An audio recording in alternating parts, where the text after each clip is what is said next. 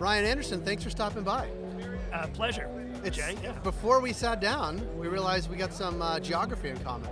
A lot of it, even the in-between geography. Even the in-between geography. We have Massachusetts in common for sure, which I like, and some upstate New York geography. Yep. Some of my favorite places. We're doing a lot of work in upstate New York. We love it. Talk to me about, you're an architect. Yes. You can tell from the hat and the glasses. Okay. I'm just kidding. You're an architect, you work in the cannabis space. When I saw that initially, I was thinking retail only. Right. But as we were talking, it's not just retail, which a lot of it is, but retail, manufacturing, processing, cultivation, all of it. All of it. 3 verticals. Yes. That's a lot. It's a lot. Yeah, and pretty specified.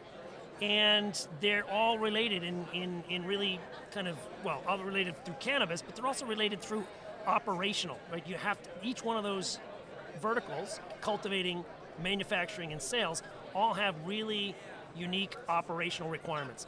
Different and apart from other industries? Different and apart from other industries. They share a lot in common. Retail's retail, okay? You have customers, you've got employees, and you got product.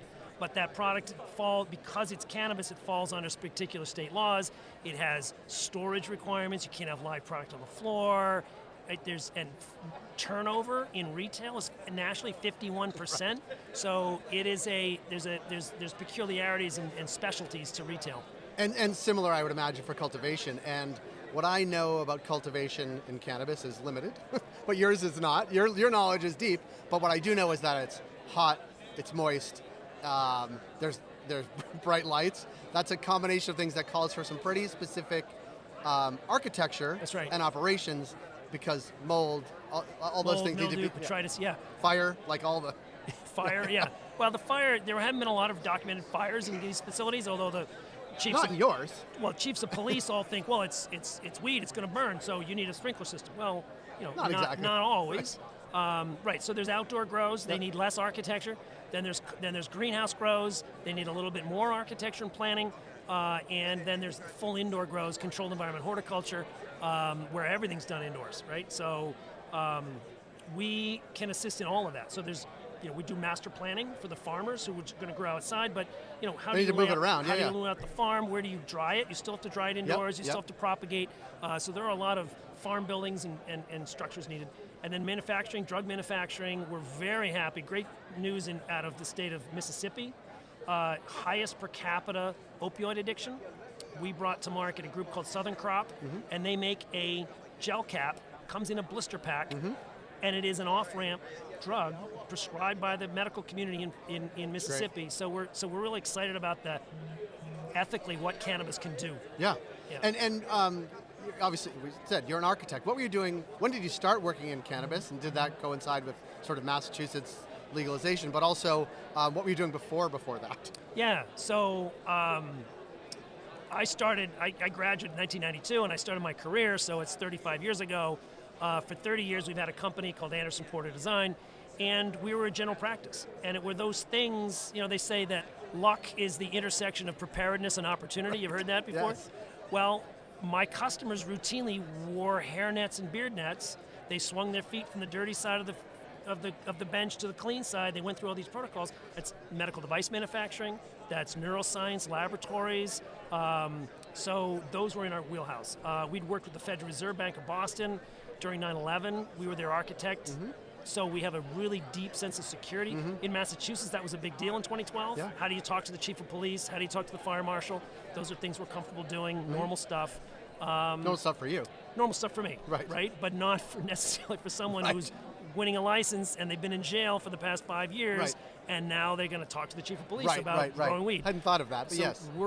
We enjoy that aspect of our job, which is really being a professional for an industry that has rarely not had those professionals working for them. Yeah.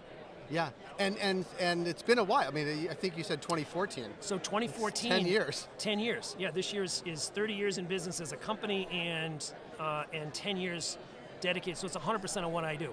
And thinking about those 10 years, have you seen an evolution, a change, what people are asking for now versus what they were asking for then, a maturity in the market, well, some markets, similar immaturity in other markets? Like, are you seeing the same cycle happen over and over again?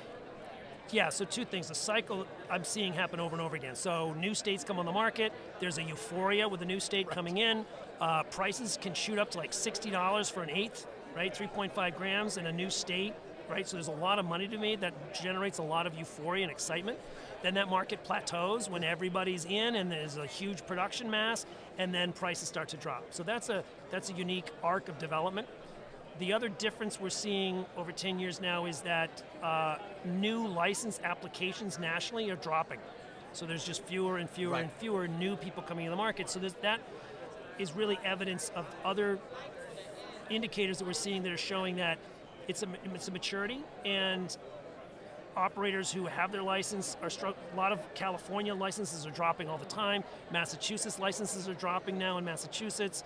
So all across the country, yes, we see that arc is similar, but nationally there's sort of a slowing down of that euphoria.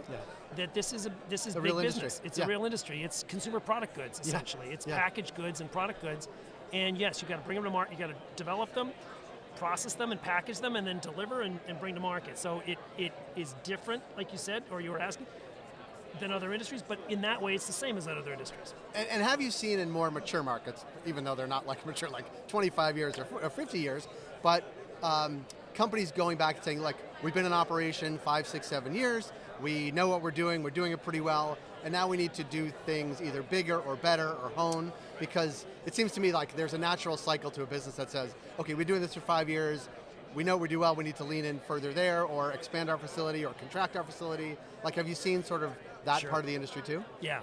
10 years ago, that individual who'd been doing it for 20 years was an illegal grower.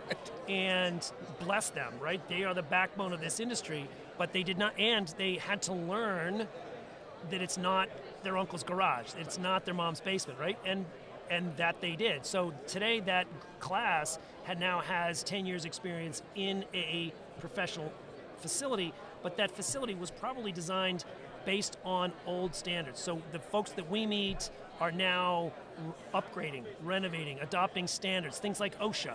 And you're like, oh, OSHA, okay, operational, safe, and healthy and welfare. Oh yeah, shit, we're a business. We got to protect our employees. We got to make sure that the dust generated in a grind after the harvest doesn't, has a filter system, and that the employee wears a mask. That's OSHA. And they weren't first of mind on something to spend money on in 2014, but they are first of mind today of things to spend money on. Yep. Yeah, thinking about when we're in Maryland, obviously we're in Baltimore at NECANN. Are there things where you're in Maryland, and it's a relatively new market, but pretty large medical market, and you see people making the same mistakes in every market? I do. Yes. It's hard? Yes, it's hard. Yeah. Money's still hard to come by, right? Yeah. We have CSA will go from 1 to a 3. I think that'll help on the 280E front, and from safe banking. Yeah. I'm hoping those two things at least. Partnership would be a concept. They're not going to bring, I don't think we have to worry about pharma coming into this market. I don't think we have to worry about Nestle and Anheuser-Busch and Corona Beer and all those things coming into the market yet, because it's still listed on the CSA. Right. It's not a panacea that says everything's great now. Right. Like alcohol. Alcohol is illegal nationally in the United States. Right. They just don't enforce it. Right. In the states, they leave it to states. Right. And we're from Massachusetts, where the state enforces it pretty hard. The state enforces it pretty hard. So we see it tending toward that, like alcohol, as a consumer packaged good, consumer product. I think Maryland is a great state, and really good opportunities here in Maryland. Yeah, I do too, and I like Maryland. It's beautiful. It is beautiful. It's a beautiful state. Yeah, I think people. I think it's people don't think of it as much when they think about the East Coast. But I lived in D.C. and you'd if you wanted to spend a nice day, you go to Annapolis. Yeah. Yeah. Yeah. Oh, the ocean. Yeah, the waterfront, the whole vibe. And flying in, I flew in this morning from Boston, and I love coming into cities over to the airport just to see what what the layout is like, how development is. So no, it's a good opportunities here in Maryland. Absolutely. Well, you're saying about beer companies. It's funny. I was at Hall of Flowers last May in California, and actually Pabst Blue Ribbon does have a infused beverage. They all do. And it's almost shocking when you look at it. You're like, that's a Pabst Blue Ribbon booth at a cannabis conference. AB InBev is the owner of Anheuser-Busch. They have products in development. Constellation Brands, famously. In the States and Canada. In Canada, they've invested already in who's the big LP that teamed up with Constellation Brands. We know that Nestle's is, they're going to come out with a chocolate bar that's going to be cannabis infused. but when is the Right. question, right? Right. When is that going to happen? And but I don't see pharma coming in. I don't think people should worry about, oh, big pharma's going to take this industry over. They're not. It's a generic. It's more like the nutraceuticals. Yeah. I think it's more like nutraceuticals. Big industry too. Which is a billion-dollar industry. Well, I appreciate it. It was nice to meet you. Great. Can't wait to see you in Boston, maybe upstate New York. That'd be great. Absolutely. We'll do a meetup in Buffalo. In Buffalo. It's easy peasy for me. We've just a lot signed farther for you. We just in the Lancaster neighborhood of Buffalo, so Awesome. we're going to be there. We're going to be opening up a store with a great customer this summer. Well, I'm seriously going to meet you there. All right. I We'll love do it. Buffalo. We have a poster in our house from a print shop in Buffalo. It says Buffalo hates you too. Because everybody says Buffalo sucks, and so they put out a Buffalo hates poster you that says too. Buffalo hates you. It's right in I our will kitchen. buy one of those posters when I get I'll buy one for you. I'll bring it to you. Cool. Thanks for stopping by. Jay, this has been a pleasure. It's great.